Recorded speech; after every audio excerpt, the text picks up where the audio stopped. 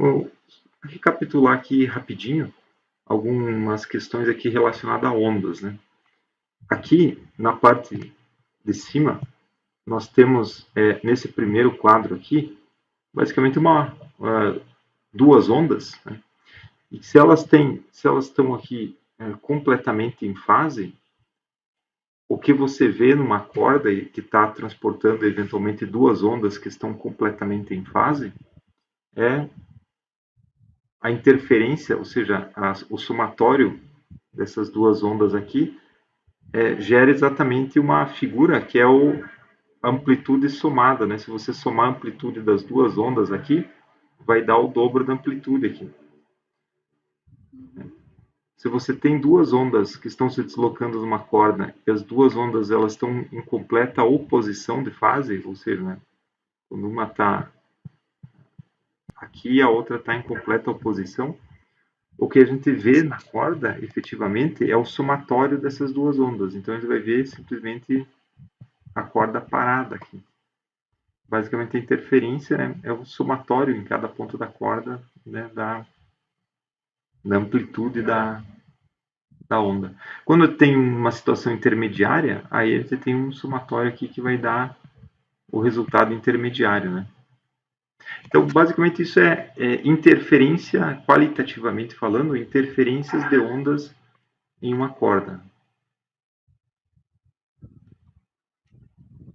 Bom, aí a gente vai para o espectro eletromagnético, ou seja, a luz é uma parte pequena aqui do espectro eletromagnético, na qual uma onda eletromagnética é nada mais, nada menos que um campo elétrico que cresce com o tempo e ele induz um campo magnético. E esse campo magnético vai induzir um campo elétrico. E esse campo elétrico induzido vai induzir um campo magnético. E assim sucessivamente, isso basicamente essas duas ondas de campo elétrico e campo magnético, elas se propagam no espaço, onde aqui a componente do campo elétrico é ortogonal ao do campo magnético e as duas são ortogonais à direção de deslocamento, né, dessa radiação.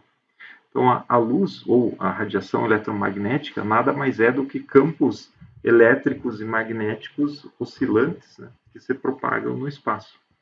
Então, basicamente, aqui a gente apresentou a onda numa corda, né, e também a onda no formato de energia, né, da forma eletromagnética.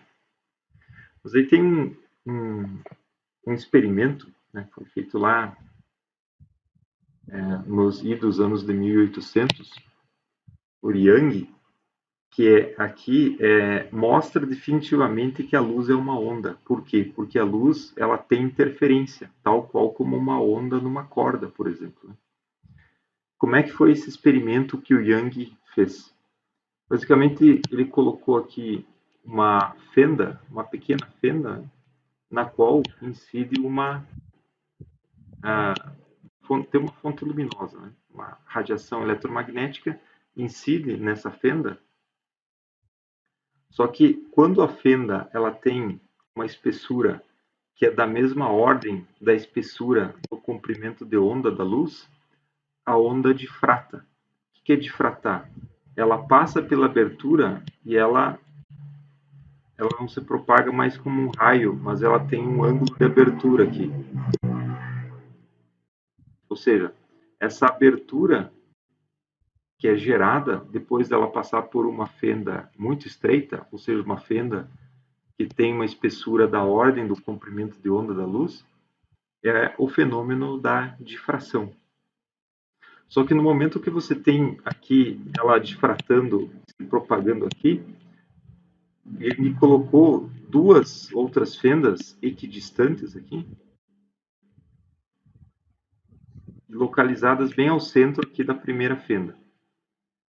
Então, essa onda aqui que incidiu nas duas fendas agora, ela chegou aqui em fase, ou seja, o mesmo ponto da onda aqui está aqui também. Então, cada uma dessas duas fendas secundárias age como uma nova fonte, né? Uma nova fonte de luz e que também está difratando a luz.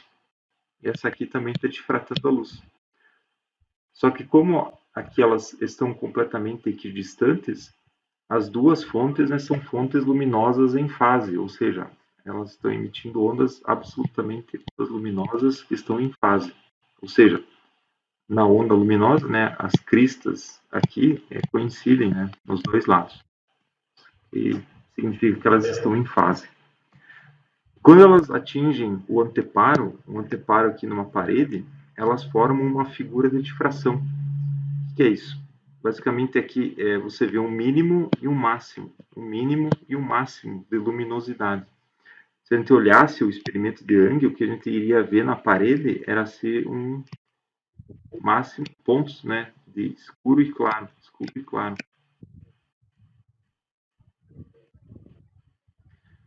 Ou seja, a luz, neste caso, ela está a luz de uma fonte está interferindo com a luz da outra fonte. E nós temos elas interferindo uma na outra, justamente como nós vimos aqui, né? A interferência numa corda. Então, o somatório, né, que a gente vê, o produto final que a gente vê no anteparo, é um máximos e mínimos, que é basicamente uma figura de interferência dessas duas fontes, dessas duas ondas, né, que emergiram em fase dessas duas fontes luminosas. Então, a luz tem, ela tem aqui o fenômeno, ela apresenta o fenômeno da difração. Para apresentar difração tem que ser uma onda. Então, a luz é uma onda.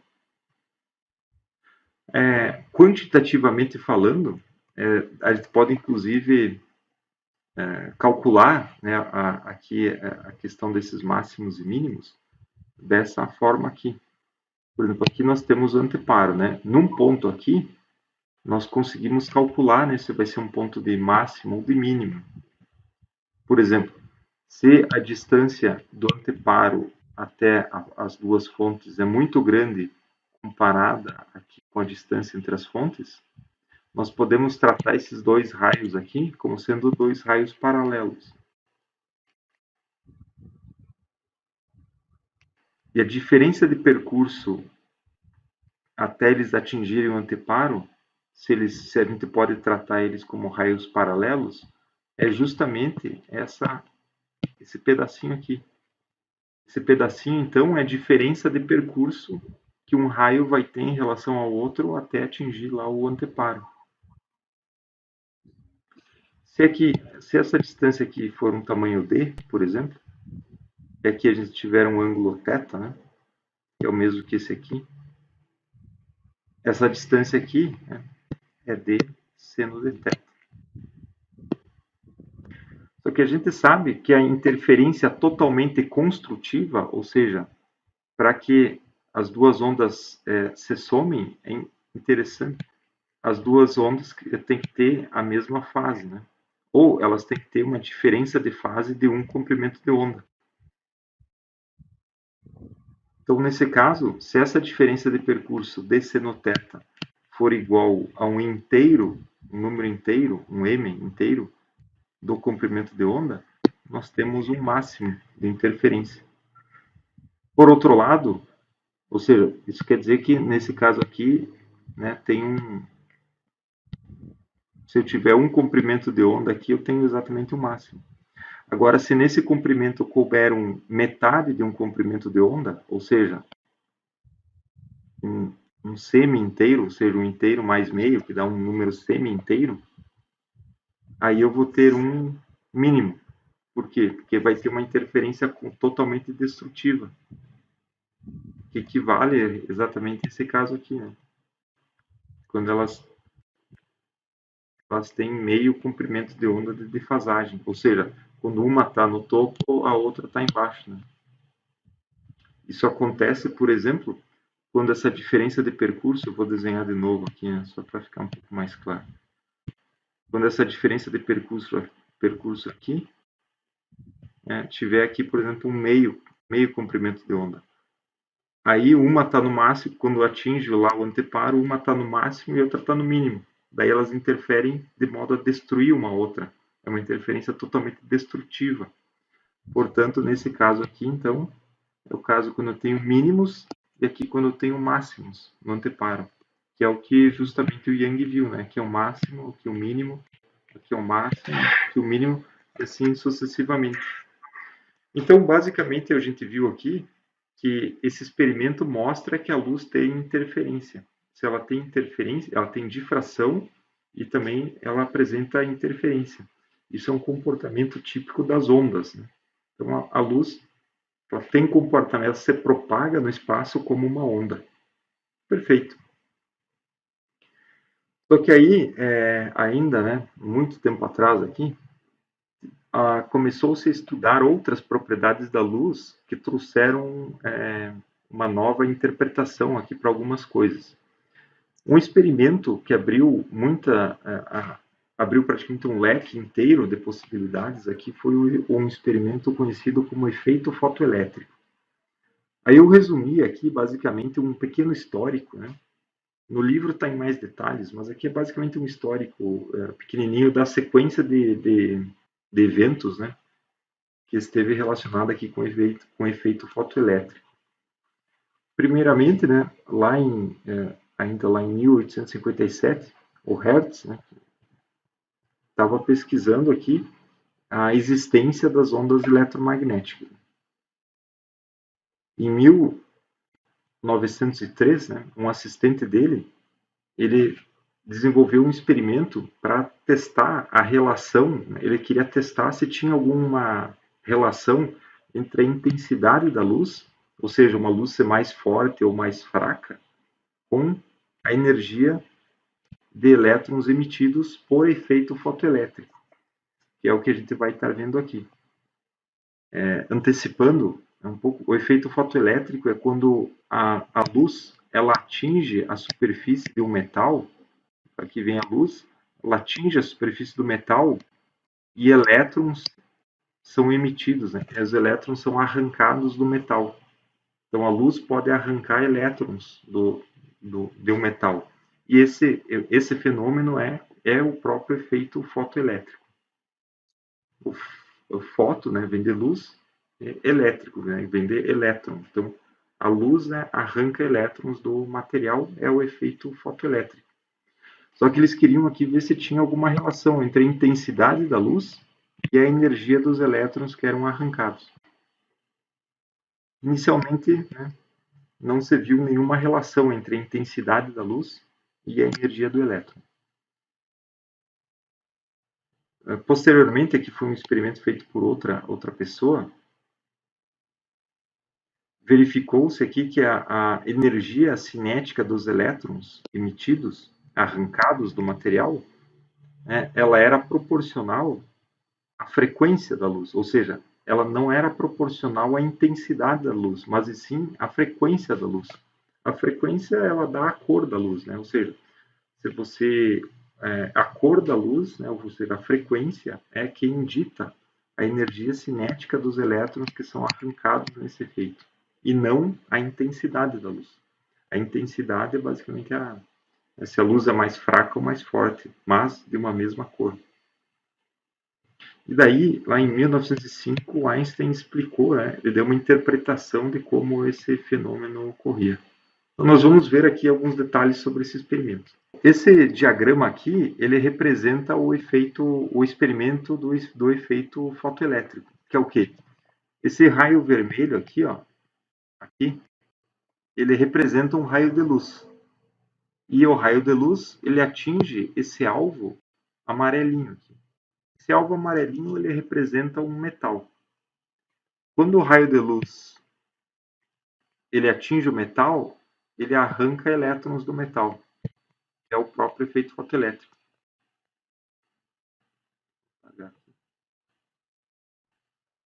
Ele vai arrancando elétrons desse metal.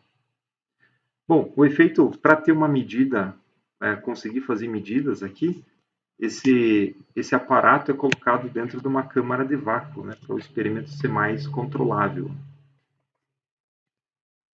E aqui é colocado um circuito externo para conseguir aferir a corrente que é gerada. Por exemplo, aqui vem um fio, né? Ele passa aqui por um voltímetro, passa por um amperímetro e vem para cá. Nota que entre este eletrodo aqui e este aqui não tem nenhum contato, ou seja, aqui não tem contato, né, entre os dois. Ou seja, não tem um circuito fechado aqui.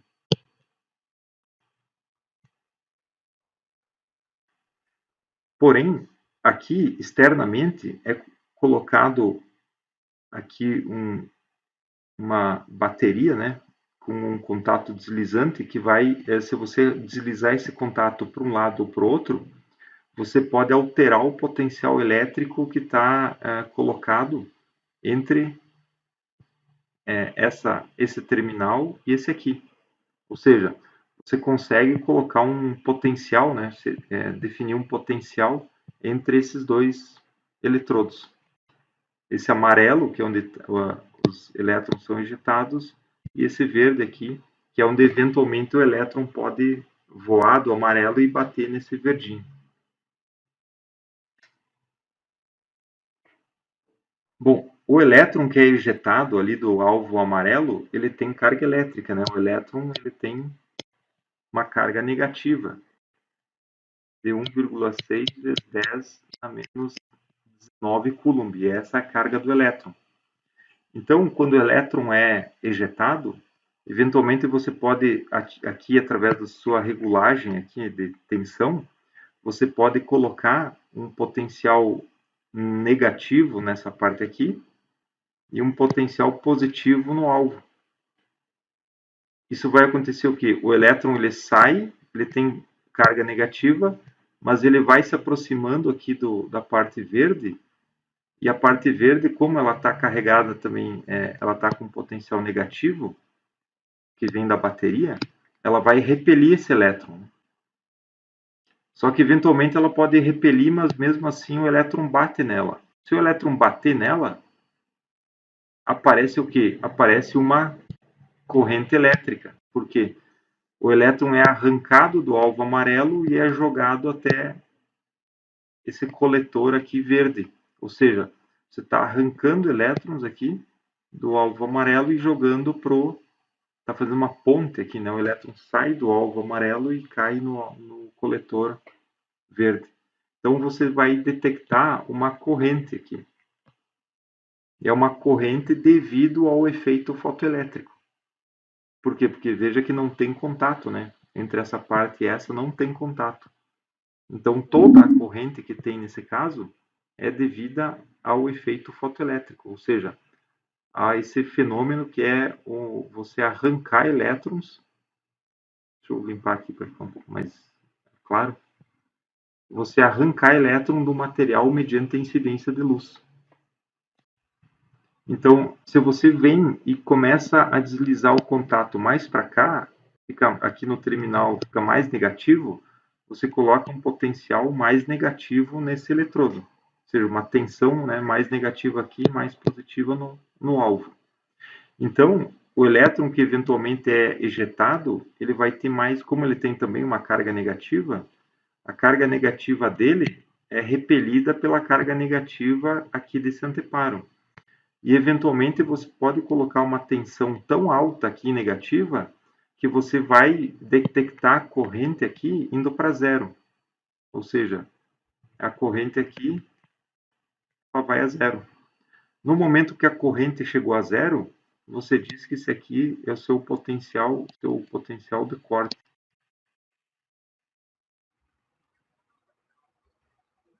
De corte por quê? Porque você conseguiu repelir todos os elétrons, né, que estão sendo ejetados aqui do alvo. Está tão negativo esse alvo que nenhum deles consegue atingir o alvo, o anteparo verde aqui, que agora já ficou vermelho aqui. Então, nesse caso, você tem o potencial de corte.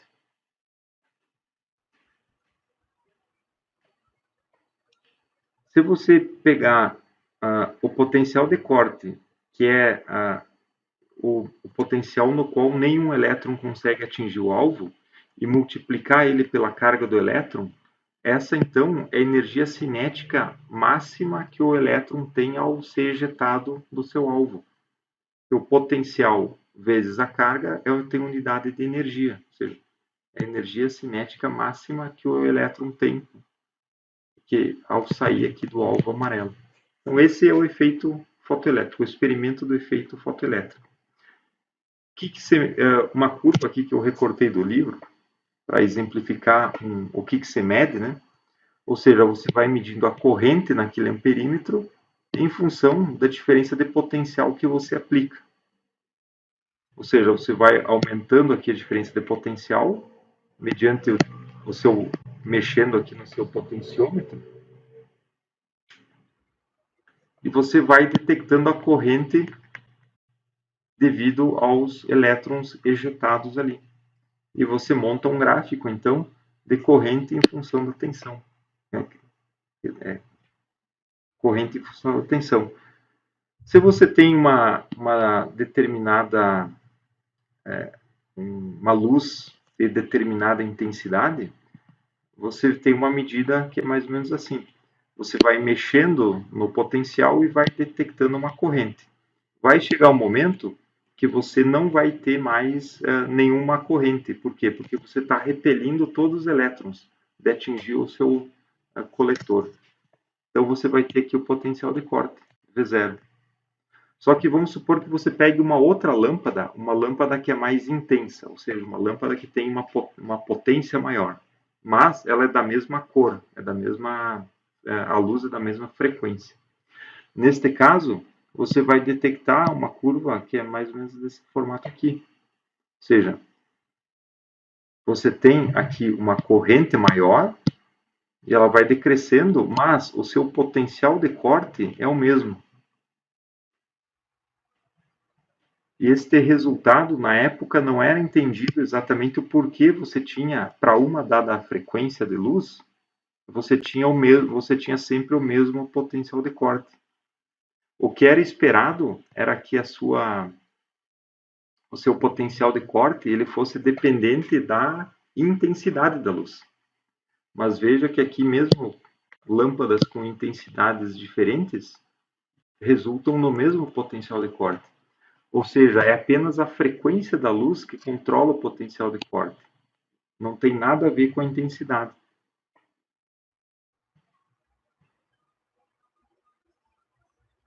Isso então não era entendido na época. Porque se fosse interpretada a luz como uma onda, por exemplo, você tem um material aqui.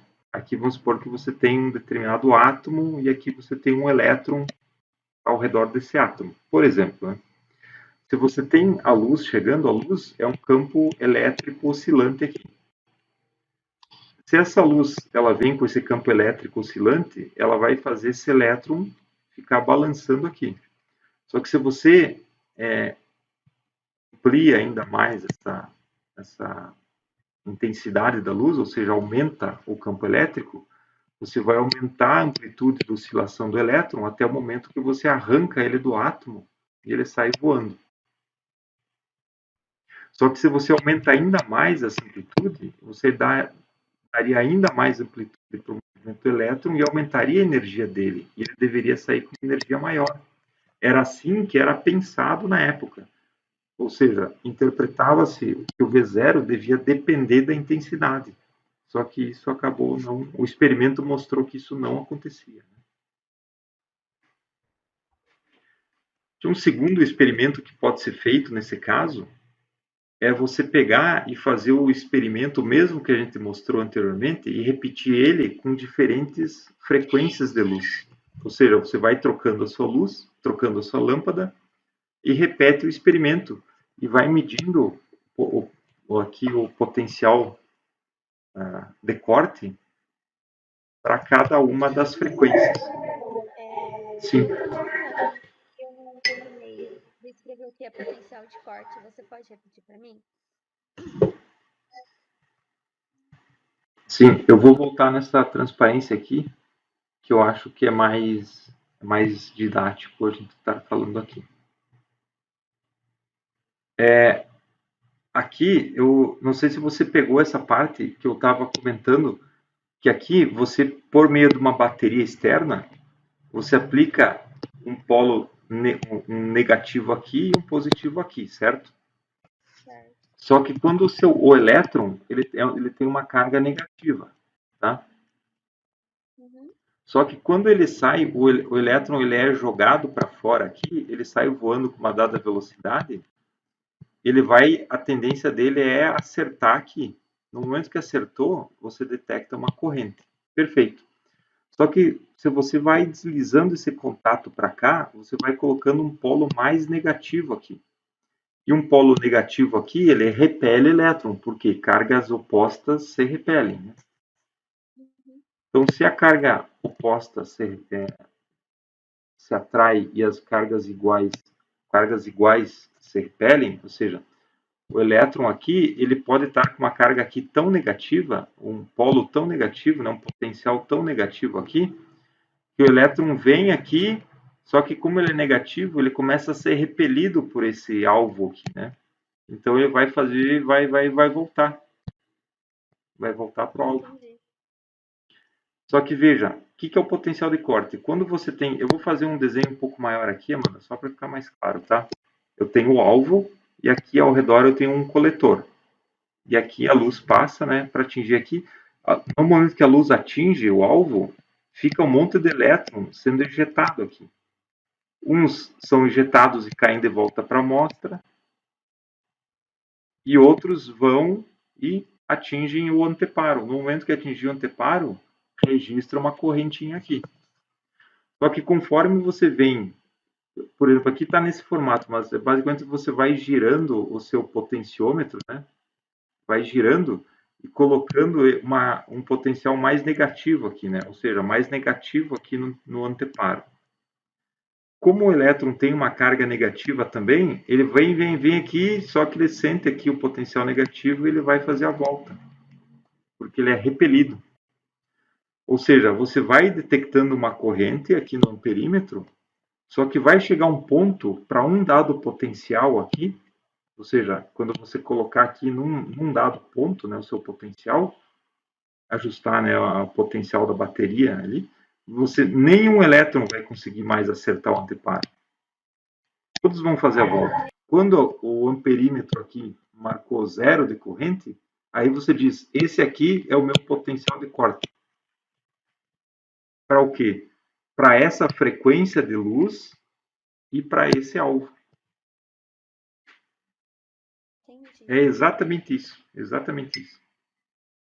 Ou seja, potencial de corte do quê? Corte dos elétrons que não conseguem mais atingir o alvo. Entendi.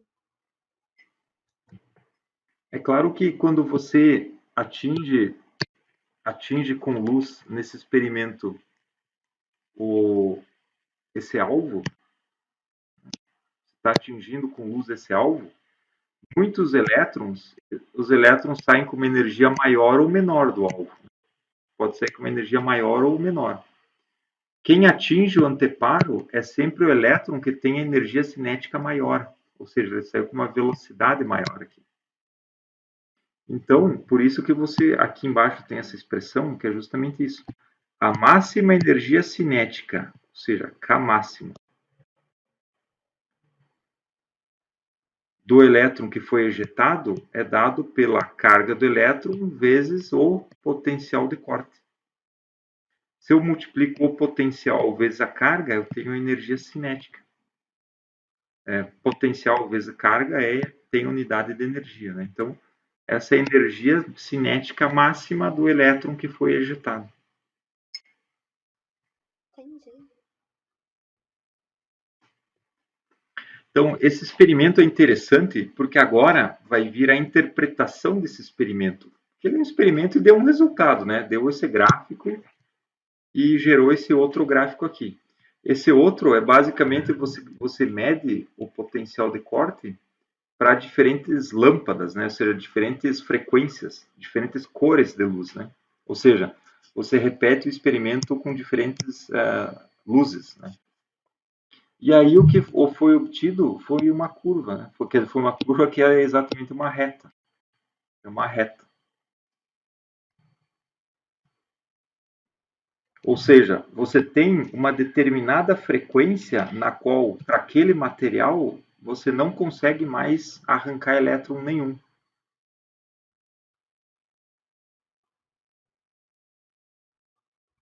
Então, um resultado também interessante e que também estava em desacordo, né, com o que era esperado.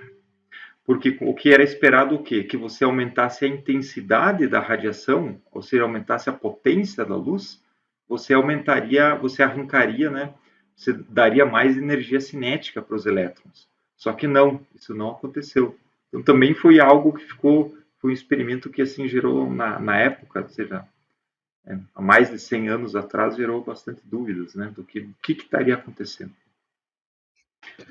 Bom, a interpretação aqui é a seguinte, né? Que os elétrons eles estão presos no alvo, né? E é preciso uma energia para liberar os elétrons do alvo. Essa energia que é necessária fornecer para o material liberar o elétron, é chamada de função trabalho, que ela está colocada aqui como uma constante. Ou seja, a energia cinética máxima do elétron que foi arrancado é igual à carga do elétron vezes o potencial de corte. Ok. Só que, além disso, foi necessária uma energia para arrancar o elétron, né? Porque o elétron está preso, né? Ele está ligado quimicamente. Ele está quimicamente, não, mas ele está ligado, né? Ele está lá no orbitando, né? Não orbitando, mas ele está ali no orbital atômico. Então, para você arrancar o elétron, é necessário dar uma energia e, além disso, o elétron sai voando com uma velocidade, né? Ou seja, ele tem uma energia cinética.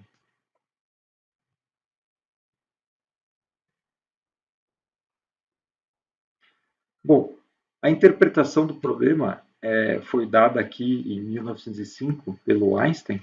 Acabou Einstein ganhando aqui um prêmio por causa disso. O Einstein usou uma ideia que tinha sido inicialmente desenvolvida por Planck para tentar esclarecer esse fenômeno aqui. Então, o Einstein propôs o seguinte, que a luz ela atinge, ou seja, ela troca energia com o material não com qualquer valor, mas com valores definidos. Ele definiu aqui o que seria um fóton, seria um pacote de energia, seria uma energia que ela teria sempre um determinado valor, seria quantizada. E essa energia que a radiação tem e ela troca com o material é dada aqui por uma constante, chamada constante de Planck, que é H, vezes a frequência da energia. Ou seja, a radiação, ou seja, esse pacotinho de energia, esse pacote de radiação que está vindo para o alvo, ele vem com uma energia que é dada pela constante de Planck vezes a frequência. Essa é a energia mínima, né? É o pacote mínimo de energia que a radiação tem e que ela vem e que ela vai trocar com o material. Tem o material aqui, o alvo, né? Essa radiação vem com essa energia, esse fóton, né? Ele vem com essa energia. Então ele atinge aqui a superfície do material e ele tem que pagar uma energia, que eu vou chamar aqui de φ, função trabalho, para arrancar o elétron para fora aqui do material. Na hora que ele pagou essa energia e o elétron saiu, se desligou, né, do material, o elétron ainda sai com uma velocidade. Então ele sai aqui com uma energia cinética. Né?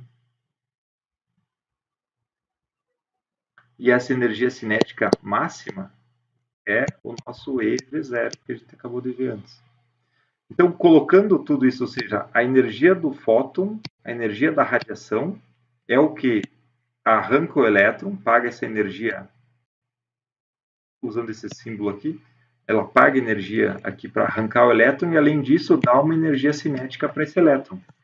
Então, tanto essa energia cinética quanto a energia que foi paga para arrancar o elétron do material veio da radiação eletromagnética. Colocando tudo isso numa equação, é exatamente isso aqui, ou seja, a energia do fóton da radiação que incidiu, ela é igual à energia cinética do elétron que foi ejetado, né? Mais o quanto custou em energia para arrancar esse elétron do material. Então, essa equação aqui, né, foi a equação proposta pelo Einstein, né, para equacionar, ou seja, para interpretar esse fenômeno. Então, dessa equação aqui do Einstein, se a gente pegar e isolar esse termo aqui, né, a gente isola ele, e daí vai ficar desse jeito aqui. Você passa o E dividindo aqui, passa a função trabalha para o outro lado, ela fica negativa e vai dividir também pelo E, né? Então vai ficar exatamente desse jeito aqui. Ou seja, o potencial de corte é uma constante, que é H sobre E, constante, né? Vezes a frequência, menos uma outra constante, que é essa energia dividido pela a energia para desligar o elétron do material, né? Vezes a carga, dividido pela carga do elétron. Então veja que aqui é uma equação da reta, né? Ou seja, V é igual a um A, né? Vou chamar aqui, por exemplo, um A, que seria o H sobre E, vezes a frequência menos um B. Que é exatamente, veja, é exatamente o que pode ajustar essa curva. Veja que é uma curva, veja que é uma reta aqui, né? Uhum. Então aqui estaria o quê? Estaria esse termo aqui, né? Que é esse aqui. Aqui esse termo é igual a φ sobre E. E a inclinação aqui da reta, né, é exatamente o H sobre E, né, essa outra constante. E F aqui, né, F seria o X, né, aqui a frequência, e o V aqui é esse aqui no Y. Ou seja, o Einstein pensou em termos do quê? Aqui já está bem poluído o meu, mas a radiação vem com um pacote de energia, que é HF, colide com o material, troca energia na forma de colisão com o material, paga, e essa energia da luz resulta aqui numa energia paga para arrancar o elétron e também na energia cinética que o elétron tem, que ele sai voando, no caso, né, com uma energia cinética. Então, interpretar o problema em termos de uma colisão acabou resultando aqui na explicação do porquê que a reta aqui tem esse formato, né? Ou seja, pensar no problema não como uma troca de energia na forma de onda, não, mas pensar no termos de colisão, ou seja, vem um pacote de energia com energia bem definida, colide com o material, arranca elétron e o elétron sai com uma energia cinética. Então veja que o Einstein mudou a interpretação, né, do problema. Ele colocou aqui que a energia, a radiação, ela troca energia com a matéria na forma de colisão. E é isso que consegue explicar esse efeito fotoelétrico, né? Do porquê o potencial de corte, né, ele depende do quê? Da frequência da luz. Por quê? Porque a energia do pacote de energia da radiação incidente depende da frequência. Ele não depende da intensidade. Então, isso conseguiu explicar esse experimento. Muito bem. Bom, é isso aí, o efeito fotoelétrico. Então, a gente já viu o seguinte. A luz é uma onda. Ela se propaga como onda. Tanto é que o Young, né, mostrou a difração. Mas a onda ela também troca energia com a matéria em forma de partícula, ou seja, é como se fosse uma colisão. Então veja que ela tem um comportamento dual. Ela se propaga como onda, mas ela troca energia como colisão. Então existe uma dualidade aí, né? Uma dualidade. Ou seja, a onda que você tinha, até então você pensava como uma onda, a luz, né? Ela tem comportamento também de partícula. Pelo menos quando ela troca energia com a matéria, ela age como uma partícula. Então, a partir desse comportamento dual, teve um Louis de Broglie, ele ficou pensando nessa dualidade onda-partícula, ou seja, a onda, que a luz que se achava que era uma onda, ela também tem comportamento de partícula. Por que então uma partícula não poderia também, em alguma circunstância, ter comportamento de luz, que é comportamento de onda? Ou seja, pensa no elétron. O elétron até então se achava que era uma bolinha, ou seja, uma partícula. Será que o elétron não tem também um comportamento de onda? Aí o de Broglie, né, teve essa sacada, né? Se uma coisa pode, né, se comportar dos dois jeitos, por que a outra não pode também? E aí foi que ele propôs, né, que toda a matéria, todas as partículas podem sim ter um comprimento de onda associado. E ele, na verdade, usou uma relação que havia sido proposta pelo Einstein um pouquinho depois, que a energia, ele já tinha definido, né, que a energia do pacote de luz é dada pelo H, que é uma constante de Planck, vezes a frequência. Ok. Só que ele também colocou que enfim, se ela troca energia no formato de colisão, essa partícula de luz, chamada quanta de luz, né, ele poderia também ter momento. Então ele propôs aqui, né, que o momento associado com esse pacotinho de luz é h sobre o comprimento de onda. Esse é o momento associado com essa partícula de luz, esse quantum de luz. E aí o de Broglie pegou essa ideia e extrapolou para toda a matéria. Né? Ele falou, mas você tem, se a luz que era uma onda agora tem comportamento também, por que não é o contrário não pode acontecer? Então ele propôs que todas as partículas, toda a matéria teria um comportamento também ondulatório. E o comprimento de onda associado com qualquer partícula é dado pela constante de Planck dividido pelo momento. O momento, né, é mv. Daí você pensa, Amanda, você tem um comprimento de onda, né? Se fosse pensar nessa, como o de Broglie pensou. Eu também tenho um comprimento de onda. Por quê? Porque nós temos uma massa. E se nós estamos andando com uma velocidade v, nós temos um dado momento. Ok. Então, basta que a gente pegue aqui a constante de Planck e divida pelo momento para achar o comprimento de onda associado com eu, com você, com o carro, com o planeta Terra, né? Com qualquer coisa. Só que a gente vai ver que a constante de Planck, acho que eu coloquei ela aqui, veja aqui, a constante de Planck, ela é uma quantidade muito pequena, muitíssimo pequena. Está vendo aqui? Uhum. 6,6 vezes 10 na menos 34. Ou seja, vamos supor que eu pegue uma bolinha de tênis. Ou seja, uma bolinha de tênis tem, por exemplo, 100 gramas. É 0,1 do quilo, né? E eu bata ela com a dada velocidade, vamos supor que eu coloque aqui 10 metros por segundo. Então, isso aqui vai resultar, né, uma massa vezes a velocidade, vai resultar num dado momento, né? Então, se eu pegar um número, que é aqui, 6,6 vezes 10 na menos 34, né? E dividir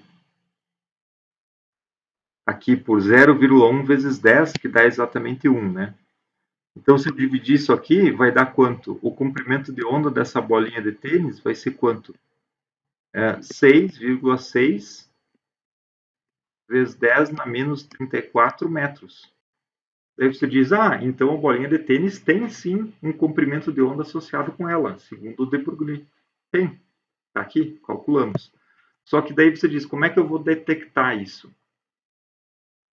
Lembra que para detectar uma onda, a gente vai ter que ter por exemplo, a gente pode usar aqui uma rede de difração, né? Tipo o experimento do Young, ou seja, coloca aqui duas fendas, só que a espessura das fendas ela tem que ser da ordem do comprimento de onda da luz para poder ter a difração, senão não tem difração.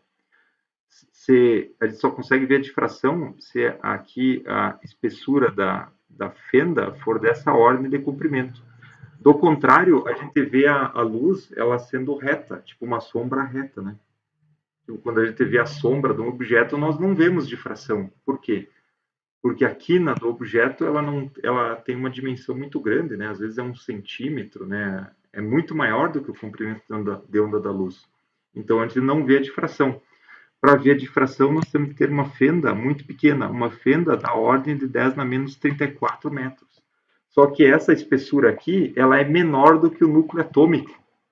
Então a gente já não vai ter, não tem jeito da gente fazer um experimento na Terra que consiga detectar o comprimento de onda associado com uma bolinha de tênis, por exemplo. Por quê? Porque ele é muito pequeno, né? É um valor muito pequeno. Então é indetectável. Né? O que é indetectável, a gente pode dizer que, né, enfim, não tem, né? Não tem como medir. Aí você pode dizer, tá, mas então quer dizer que a ideia do de Broglie não serve para nada? Não, não, ao contrário, serve para muita coisa. Por quê? Porque o elétron já tem uma massa bem menor, bem pequena, e o elétron consegue andar com uma velocidade muito grande, perto da velocidade da luz. Mas ele tem massa. Então, para o elétron, sim, nós vamos conseguir detectar um comprimento de onda. E não só para o elétron, como a gente vai ver. E é o que acontece. Aqui, você faz um experimento, você pega um feixe de elétrons, elétrons que você pode ejetar do material lá pelo efeito fotoelétrico, né? Você ejeta o elétron, ele sai com energia cinética, você põe um acelerador aqui, né, um potencial, para acelerar ele, ele vem. Na hora que você passa o elétron por uma rede de difração, que pode ser simplesmente um material, ele vai difratar, vai abrir aqui, e vai formar uma figura de difração no alvo. Então, aqui embaixo, nós temos aqui uma figura de difração de elétrons, ou seja, os elétrons sofrem difração. Se o elétron sofre difração, ele tem, então, propriedades ondulatórias, ou seja, porque a luz, a gente viu, a luz é luz por quê? Porque ela tem propriedades de onda, ela sofre difração. Agora, um experimento aqui que a gente pode fazer no laboratório, até mesmo ali na UTF a gente tem esse experimento, dá para ver difração de elétrons, ou seja, o elétron tem comportamento, né, ondulatório. E outra, não foi feito só com elétron, né? Foi feito já com outros materiais. Já foi feito com, por exemplo, nêutrons, né? Já foi feita difração de nêutrons, difração de prótons, e inclusive difração já foi vista inclusive em moléculas. Claro, você tem que acelerar ela, né, numa dada velocidade, para que o momento dela, né, sendo que o P aqui a gente pode simplificar por mv, né, nós temos que ter uma massa e uma velocidade tal que aqui é feita essa razão resulte num comprimento de onda que dê pelo menos aqui da ordem de nanômetros, né, para que a gente consiga, ou de angstrom, para que a gente consiga ter uma fenda possível ainda, né, de montar uma fenda, né? Porque se a fenda for muito pequena, aí não vai nem ter como detectar, né? Ainda é indetectável. Mas então, para muitos objetos aqui, né, até mesmo moléculas, já foi detectado isso. Então, o raio-x, aqui tem uma figura, uma difração de raio-x, o raio-x também é uma onda, ele também sofre difração, mas os elétrons também. Ou seja, a gente vê que nesse mundo submicroscópico, o comportamento dos entes, né? Ou seja, as coisas não são tão claras quanto nesse mundo nosso macroscópico, porque ou uma coisa é uma onda ou é partícula. Aqui no mundo microscópico não é exatamente assim. Por quê? Porque tanto o elétron quanto a luz, eles se propagam como onda, mas eles trocam energia como partícula. Então, aqui você tem uma dualidade, né? Que é justamente a dualidade onda-partícula. Mas quando que eles exibem isso? Quando está se propagando, se propaga como onda. Só que quando troca energia, interage, né, com a matéria, aí ele age como partícula. Essa, então, é a dualidade onda-partícula. Agora já estamos indo aqui para o final. Foi feito aquele experimento de dupla fenda do Young, né? Você difratou aqui uma onda e daí ela passou por duas fendas. Só que, ao invés de fazer com luz, foi feito com elétrons, tá?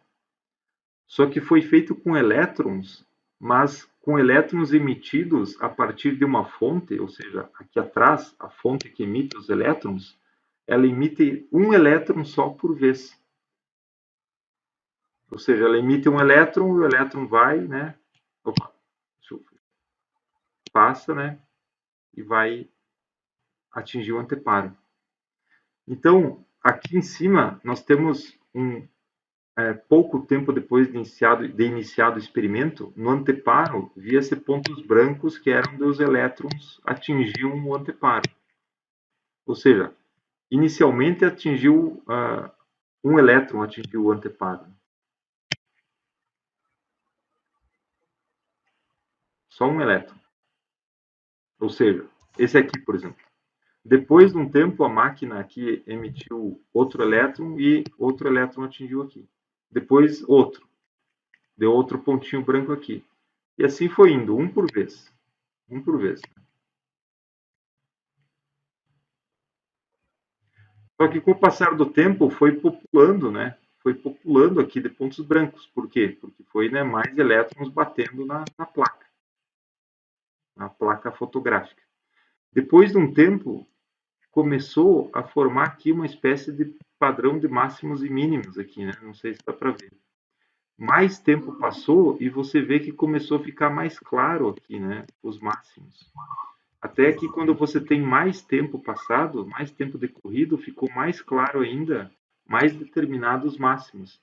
Ou seja, olha que coisa interessante. A interferência aqui acontece com os elétrons difratados, mas mesmo se você emite um elétron por vez. Tem aqui a sua maquininha emitindo elétrons.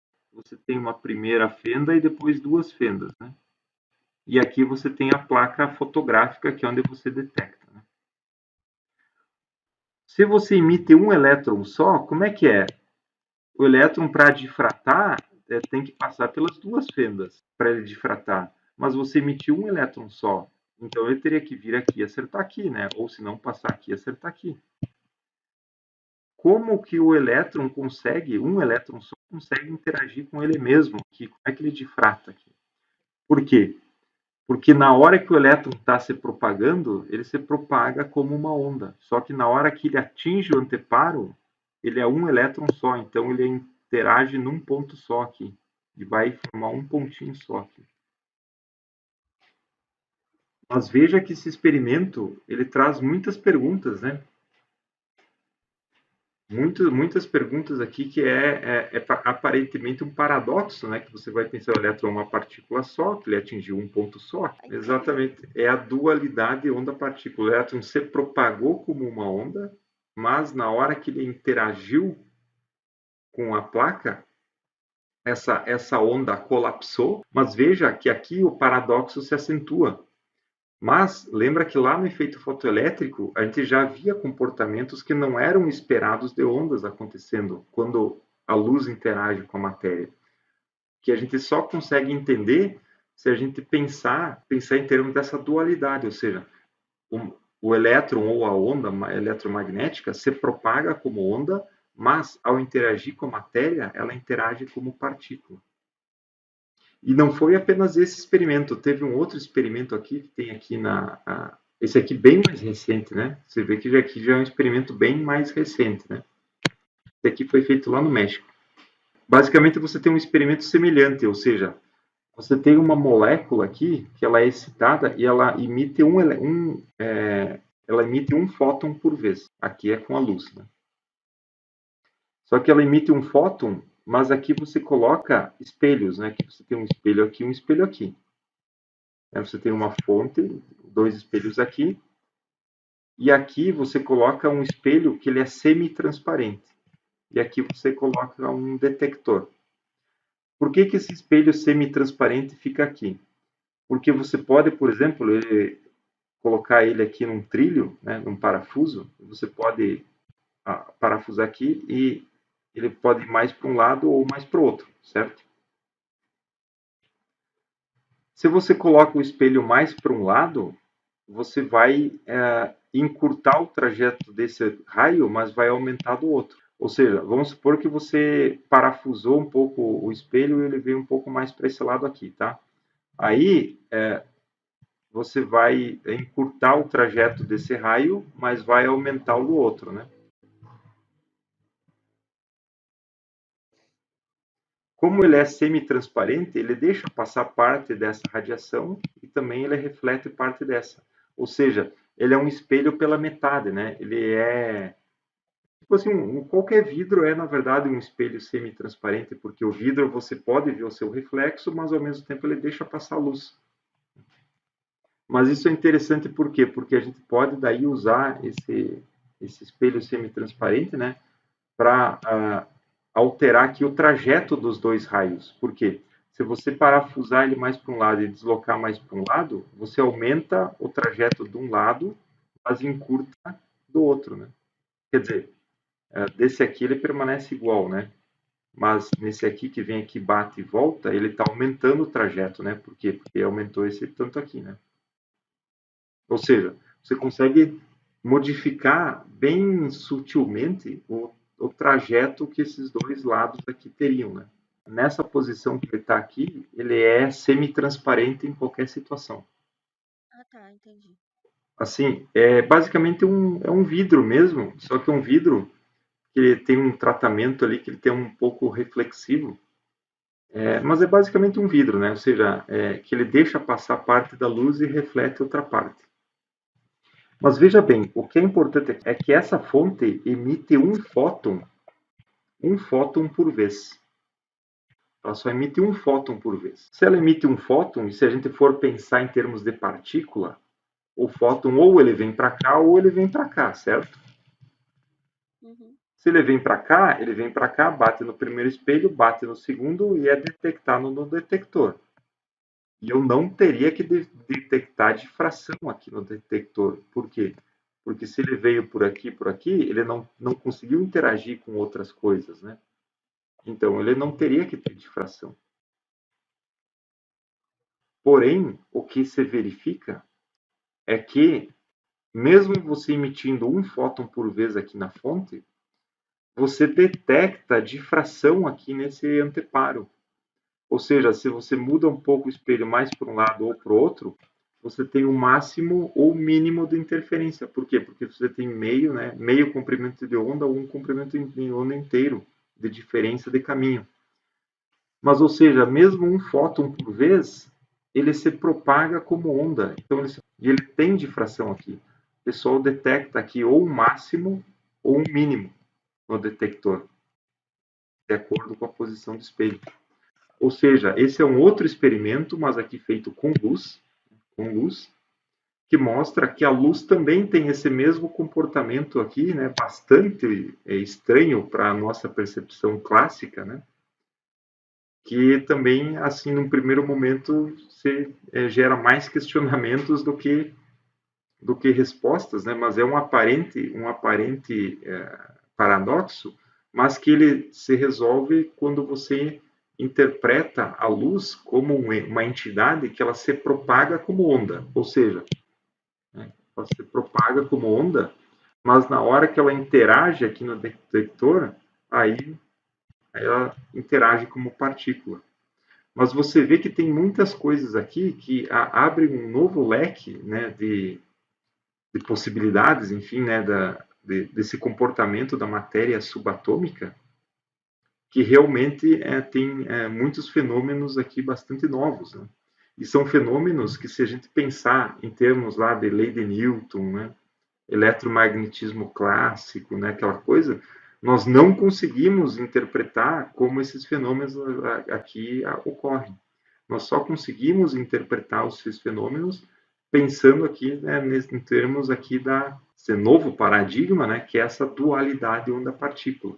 Ou seja, no mundo quântico não existe partícula ou onda, existe a entidade da partícula onda, né? Mas só que ela não é a mesma coisa ao mesmo tempo. Ela se propaga como onda e troca energia como partícula. Você vê que são experimentos recentes, né, que é algo que ainda é muito pesquisado hoje em dia,